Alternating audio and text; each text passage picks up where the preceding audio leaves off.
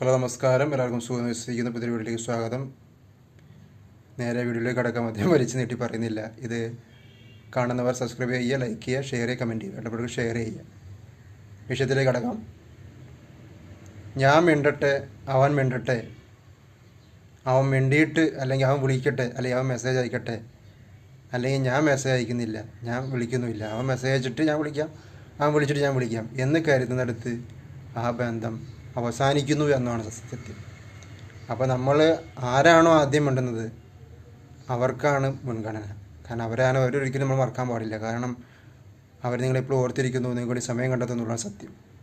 പക്ഷേ ഇന്നത്തെ കാലത്ത് നമ്മൾ അങ്ങോട്ട് മെസ്സേജ് അയച്ചാൽ പോലും ഇങ്ങോട്ട് റീപ്ലൈ തരാനോ അല്ലെങ്കിൽ വിളിക്കാനോ താല്പര്യപ്പെടാത്ത ഒരു പറ്റം സമൂഹത്തിലാണ് നമ്മൾ ജീവിച്ചുകൊണ്ടിരിക്കുന്നത്.